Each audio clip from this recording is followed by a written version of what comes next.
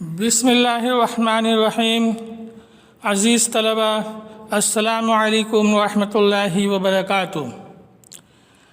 آپ سب کو نئے سبق میں خوش آمدید کہتا ہوں۔ امید ہے سب خیر و عافیت کے ساتھ ہوں گے۔ عزیز طلبہ، 3 مختصر جوابات باب نمبر 1 سے لکھنے کے لیے آپ کو دیے گئے تھے۔ امید ہے لکھ چکے ہوں گے۔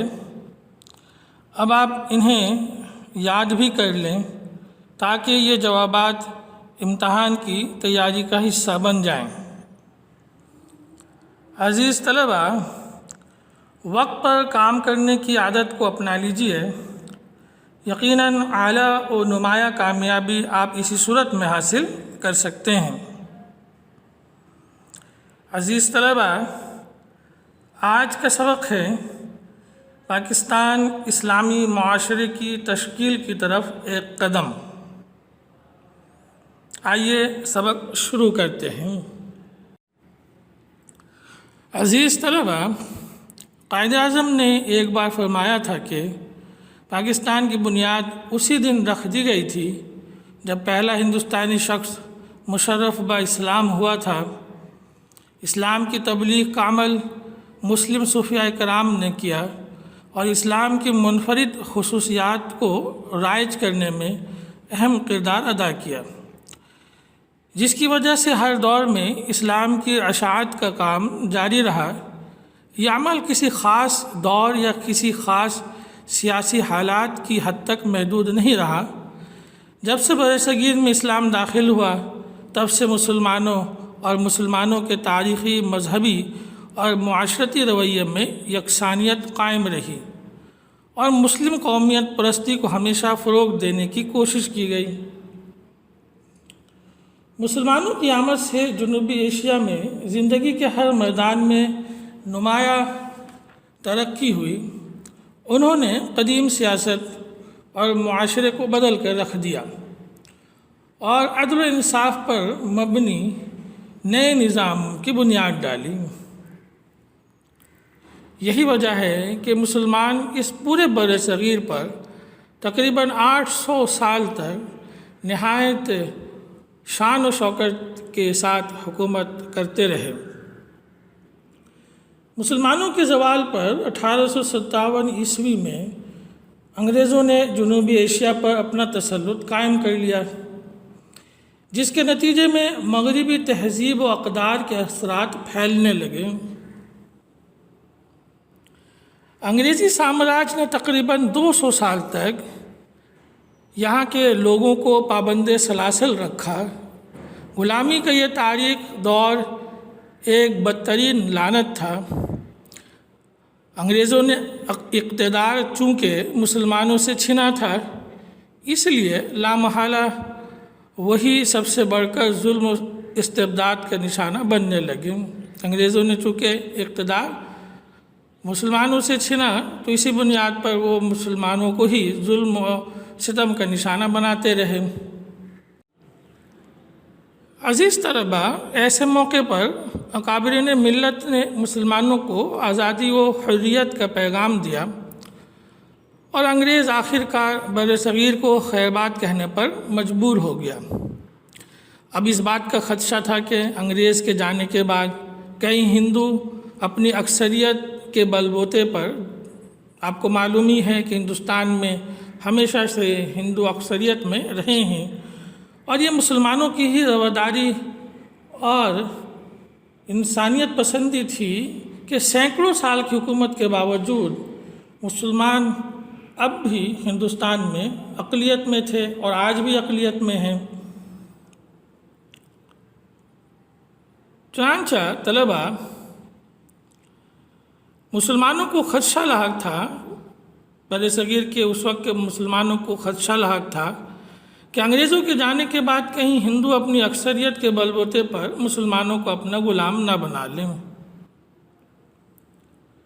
ایسے نازک موقع پر پاکستان کے قیام کا فیصلہ در حقیقت جنوبی ایشیا کے ایک حصے میں اسلامی معاشرے کی تشکیل کی طرف ایک قدم تھا، جس میں کئی مقاصد کار فرما تھے۔ ہم یہاں ان میں سے چند کا ذکر کرتے ہیں، جائزہ لیتے ہیں، سمجھنے کی کوشش کرتے ہیں کہ وہ کیا مقاصد تھے کہ جس کی بنیاد پر پاکستان کی تشکیل ہوئی، پاکستان وجود میں آیا۔ ہندو انگریز گٹھ جوڑ ہندو انگریزوں کے دوست اور خیرخواہ تھے۔ وہ غلامی کے عادی تھے، اس لیے غلامی پر رضامند ہو گئے۔ مسلمان طبعاً فطرتاً حریت پسند، آزادی پسند ہیں، اور اس وقت کے مسلمان بھی آزادی پسند اور حریت پسند تھے۔ وہ کسی کی غلامی قبول نہیں کرتے۔ انگریزوں کے اقتدار میں بھی وہ حصول آزادی کی مسلسل کوشش کرتے رہے۔ سید احمد شہید بریلوی کی تحریک جہاد جنگ آزادی کی ناکامی کے بعد بھی جاری رہی۔ سرحد کے غیور پٹھان، شمال مغربی سرحدی صوبہ کے غیور پٹھان 1947 تک انگریزوں کے ساتھ آزادی کی جنگ لڑتے رہے۔ جنگ آزادی کے بعد انگریزوں نے مسلمانوں کو قصوروار ٹھہرایا اور ہر ممکن طریقے سے ان کی قومی وجود کو صفحہ ہستی سے ناپید کر دینے کی مذموم کوششیں کی۔ مسلمانوں کے خلاف اس مہاجرائی میں ہندوؤں نے بھی کھل کر انگریزوں کا ساتھ دیا۔ اس طرح انگریز اور مسلمانوں کے علاوہ ہندوؤں اور مسلمانوں کے درمیان بھی پرامن بقائے باہمی کا راستہ مسدود ہو گیا۔ یعنی مسلمانوں اور ہندوؤں کا ساتھ چلنا ممکن نہیں رہا، جیسے کہ انگریز اور مسلمان ایک ساتھ چلنے کے لیے تیار نہیں تھے، اسی طرح مسلمان اور ہندوؤں کے درمیان بھی ایک ساتھ رہ کر آگے بڑھنے کا جو عمل ہے وہ ہندوؤں کی ہٹ دھرمی کی وجہ سے کامیاب نہیں ہو پا رہا تھا۔ یہی وجہ ہے کہ مسلم کونسل کے فروری 1940 کے اجلاس سے قائد اعظم نے خطاب کیا اور فرمایا، ہم نہ برطانیہ کو اپنے اوپر اقتدار قائم کرنے دیں گے اور نہ ہی مسٹر گاندھی اور کانگریس کو۔ ہم دونوں کے اثر سے آزاد رہنا چاہتے ہیں۔ یعنی قائد اعظم یہ سمجھ چکے تھے اور مسلمانوں کو بھی سمجھانے میں کامیاب ہو چکے تھے کہ انگریز اور ہندوؤں کا جو گٹھ جوڑ ہے وہ دراصل یہی ہے کہ انگریز یہاں سے چلے جائیں تو ہندوؤں کو اقتدار کا موقع ملے اور یوں مسلمان سامراج سے جان چھڑائیں تو رام راج میں جا کر پھنس جائیں۔ اسی وجہ سے مسلمانوں نے اپنے لیے ایک الگ آزاد خود مختار مملکت کے حصول کو ممکن بنایا۔ اسلامی ریاست کے قیام کی خواہش۔ اسلام ایک مکمل ضابطہ حیات ہے۔ زندگی کا کوئی پہلو ایسا نہیں جس کا احاطہ اسلامی تعلیمات نے نہ کیا ہو۔ اسلام ہمیں ریاست، معیشت اور معاشرت کے لیے رہنمائی کے سنہری اصول دیتا ہے۔ مذہب کو سیاست سے جدا نہیں کیا جا سکتا۔ دنیا میں اس طرح زندگی بسر کرنا کہ اللہ کی رضا اور خوشنودی حاصل رہے، اسلامی تعلیمات کا نچوڑ ہے۔ ہر مسلمان کی دلی خواہش رہی ہے کہ اس کی زندگی اور موت دارالاسلام میں ہو۔ قرآن مجید، سنت رسول صلی اللہ علیہ وسلم اور خلفائے راشدین کے احسن طور طریقے اس کے لیے مشعل راہ ہوں۔ انگریزوں کی غلامی کے تاریک دور میں اسلامی حکومت کے قیام کی خواہش شدت سے ہر مسلمان کے دل میں معجزن تھی۔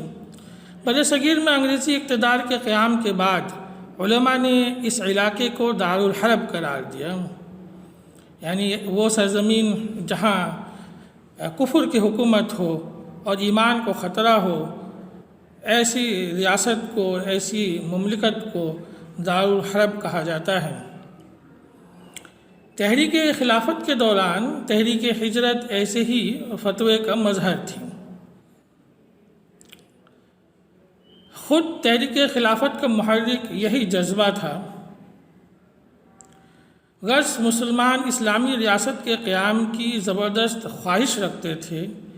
یہی وجہ ہے کہ تحریک پاکستان کے زمانے میں ہر مسلمان بچے اور بوڑھے کی زبان پر تھا، پاکستان کا مطلب کیا؟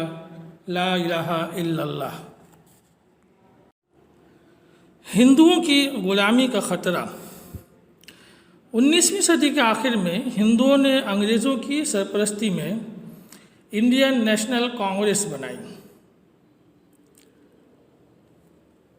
اور برطانیہ سے جمہوری اداروں کا مطالبہ شروع کر دیا۔ حکومت برطانیہ سے ہندوؤں نے مطالبہ شروع کر دیا کہ جمہوری اداروں کی بنیاد رکھی جائے اور اس کے مطابق ہندوستان میں حکومت کے نظام کو چلایا جائے۔ اس کے اکابرین کو برطانوی لبرل پارٹی کی حمایت بھی حاصل تھی۔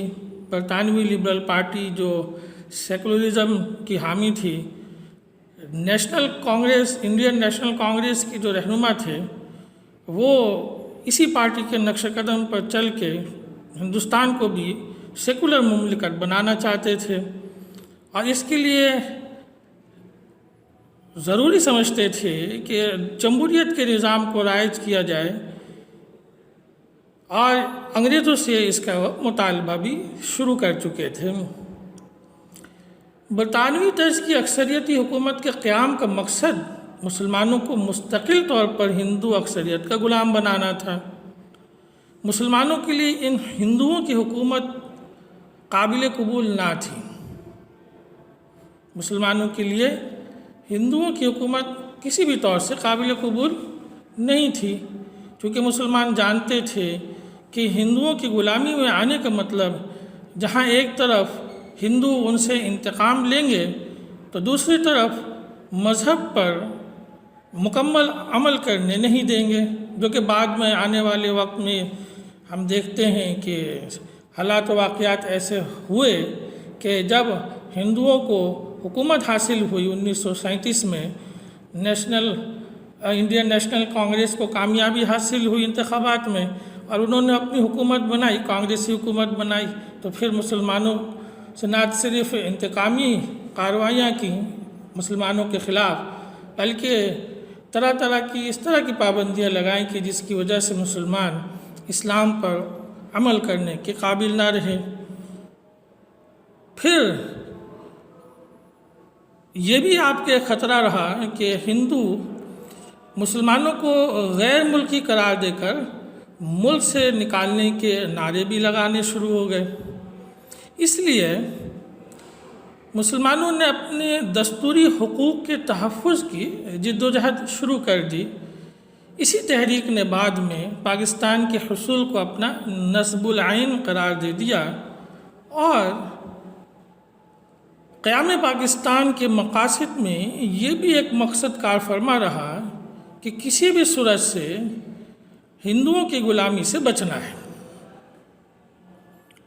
ہندوؤں کی غلامی کا جو خطرہ تھا اس سے بچنا بھی حصول پاکستان کے ایک اہم مقصد ہم شمار کر سکتے ہیں۔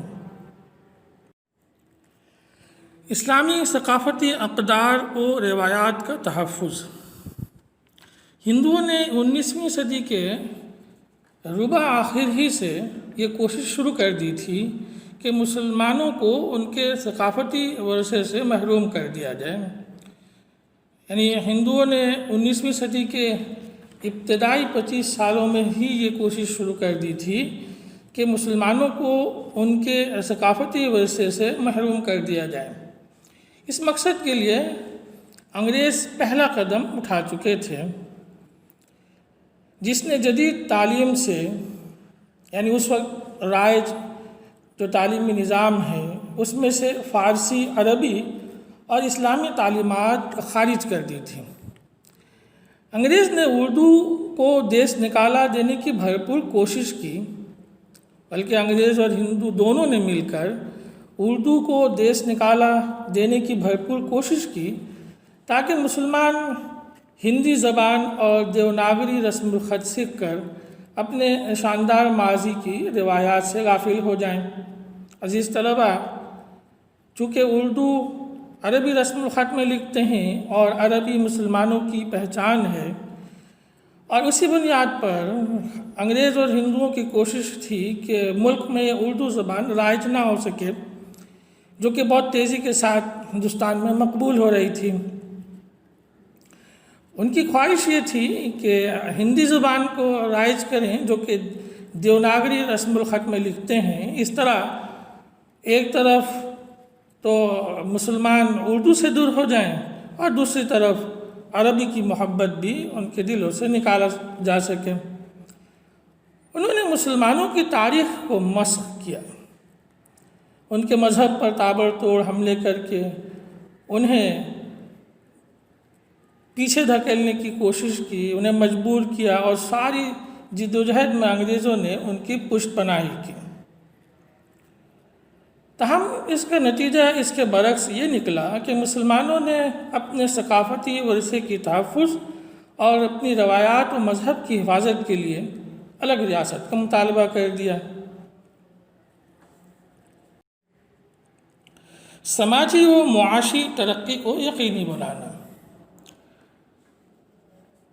ہندو اپنے آپ کو ہمیشہ مسلمانوں سے بلندتر خیال کرتے رہے۔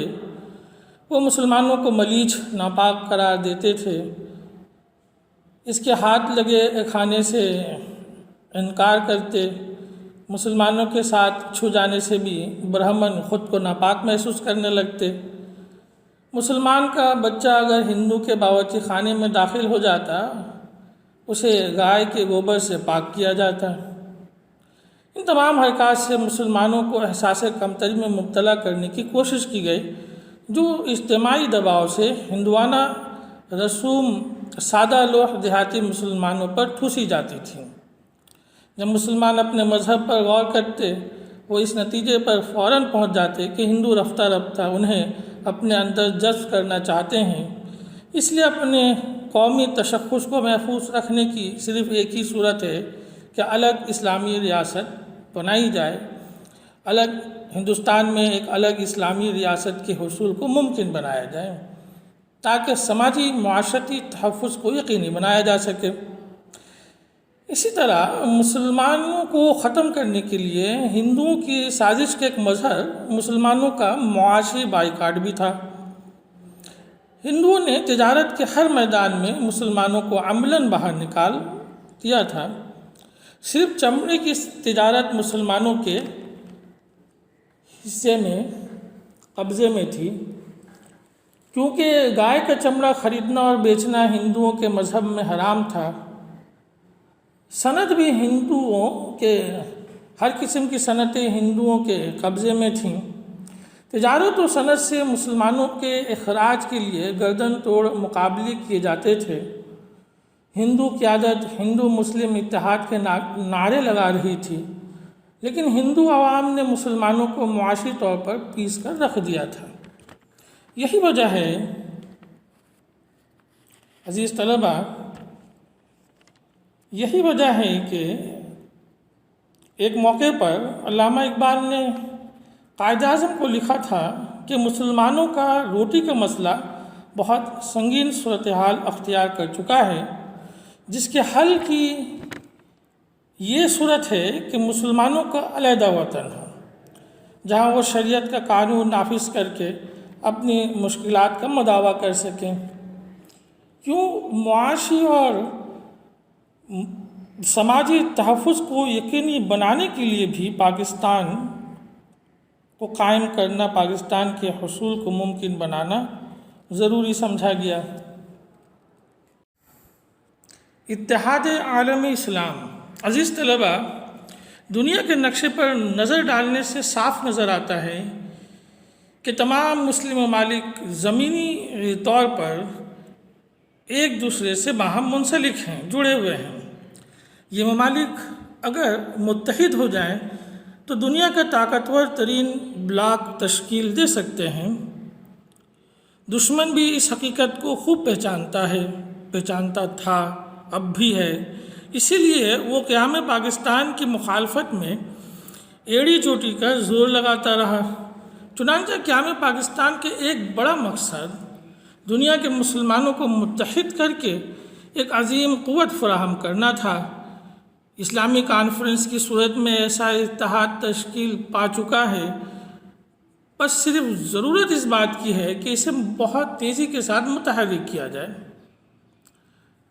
خیر طلبہ، اس ضمن میں پاکستان کا کردار نہایت اہم اور ممتاز ہے۔ قائد اعظم نے ایک موقع پر فرمایا تھا، پاکستان اتحاد عالم اسلام کی چابی ہے، اور یہ تو بہت مشہور ہے کہ پاکستان اسلام کا قلعہ ہے۔ یوں قیام پاکستان کے مقاصد میں ایک اہم بنیادی مقصد دنیا کے ساتھ، اسلامی دنیا کے ساتھ پاکستان کو جوڑ کر ایک قوت کی طرح ابھر کر سامنے آنے کی کوشش کرنا۔ عزیز طلبہ، آپ کے سامنے ہے کہ پاکستان کے قیام کے حوالے سے جو مقاصد قائم فرما رہے، جن مقاصد کو بنیاد بنا کر پاکستان کے حصول کو ممکن بنایا گیا، اب یہ بدقسمتی ہے، تلخ حقیقت ہے کہ جن مقاصد کو مد نظر رکھتے ہوئے پاکستان کو حاصل کیا گیا وہ ہم پورا نہیں کر سکے۔ لیکن بددلی اور مایوسی کی کوئی بات نہیں۔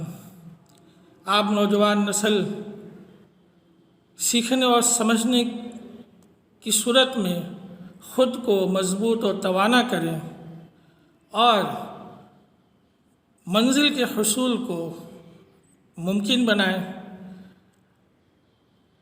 ہر ایک کو اس کے لیے کوشش کرنے کی ضرورت ہے، تاہم آپ کا حصہ بہت زیادہ ہے کہ ان مقاصد کی تکمیل کے لیے خلوص و دیانت، انتھک محنت، اتحاد، یگانگت اور مسلسل جدوجہد کریں، اپنے آپ کو تیار کریں کہ ہم صحیح معنوں میں پاکستان کو ایسا ہی بنائیں کہ جیسے جن مقاصد کے لیے پاکستان کو حاصل کیا گیا تھا۔ اللہ پاک آپ میں، ہم میں، سب میں یہ جذبہ پیدا کرے اور ہم صحیح معنوں میں پاکستان کے حصول کے مقاصد کو پورا کر سکیں۔ آمین۔ عزیز طلبہ، پہلے آپ کو میں ہوم ورک دے چکا ہوں کہ آپ بتائے گئے 3 سوالات، جو مختصر سوالات پچھلے سبق میں دیے گئے تھے، انہیں آپ یاد کر لیں۔ انشاءاللہ اگلے سبق کے ساتھ ہم حاضر ہوں گے۔ آپ سب کا شکریہ۔ السلام علیکم ورحمۃ اللہ۔